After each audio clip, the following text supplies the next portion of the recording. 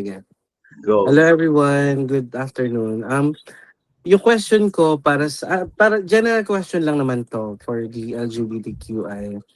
So, um based sa teaser kanina, parang medyo serious siya na medyo fun. So, question ko is despite its serious themes, the musical also celebrates queer joy.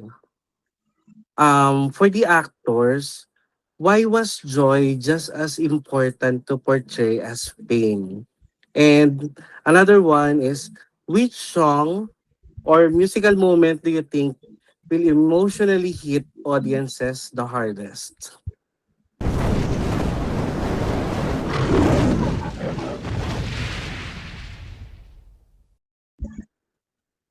Anyone Um, can answer. Yes, please. Ay Paul, naka-mute ka, sorry. Mute.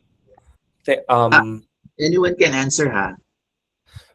I think queer joy kasi katuwang siya ng acceptance. So I feel like we are not just presenting joy in a way na it's surface level na joy lang siya na masaya.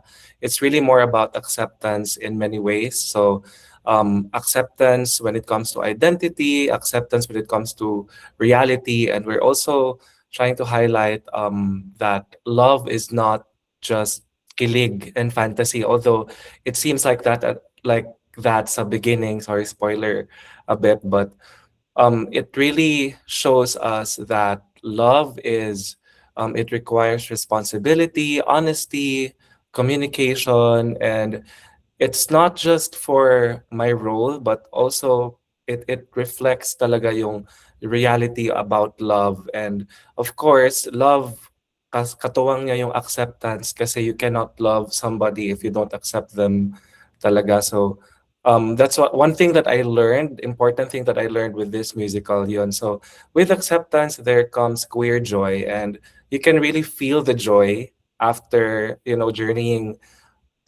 with this musical kasi you'll realize na yes, acceptance is important, and it's one of the most important steps to achieve love and La Nina. Ay, iba. Yun lang po. Any more? Um, can I add something? Um, Joy is just as important as pain because without pain, there is no joy. Without joy, we don't feel pain. That's one thing. And for the next question, um, one of the songs that hit most the audience is the song between the father and I Am Anonymous.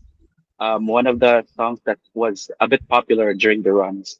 It hit most because I believe that acceptance and love begins first in the family.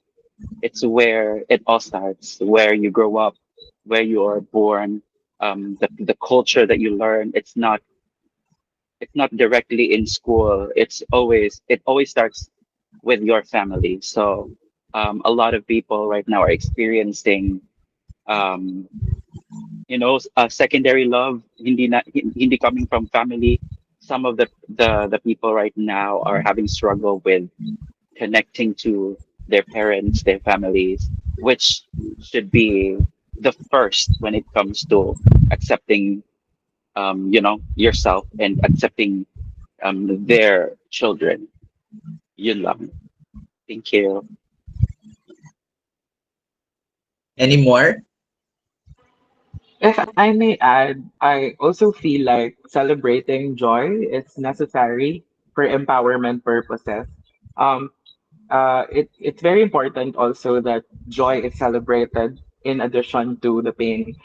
For so many years, probably in our lifetime, even when we were younger, yung concept ng pagiging bakla or pagiging member ng LGBTQIA+ is always associated with discrimination or hiding behind the closet, etc., etc. But I think empowerment requires that you also embrace the fact that this is a joyful experience to accept who you are, covers with it accepting that this is going to be fun, that entire gamut of human experience and human emotion, including joy as well.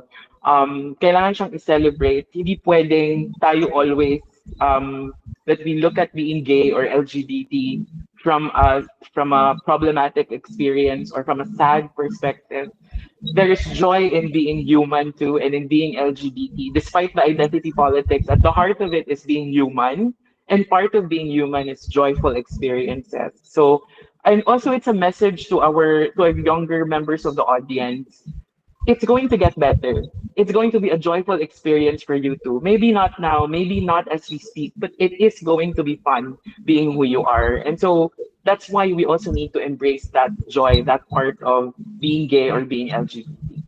Diana, last one na lang. Okay, Sa go. writer sana, kay direct na rin, how does music help conversations about stigma and vulnerability become more accessible?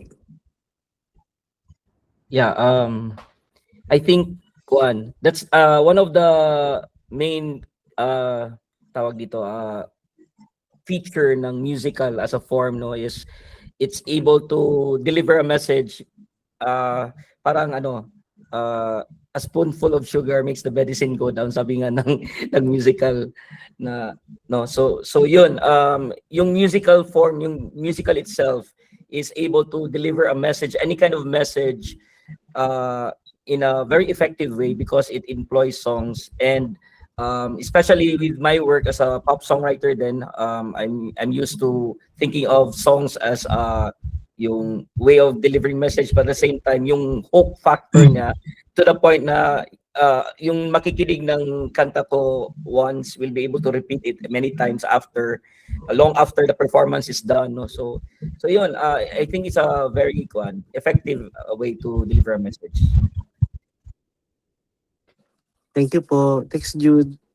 Thank you. Well, thank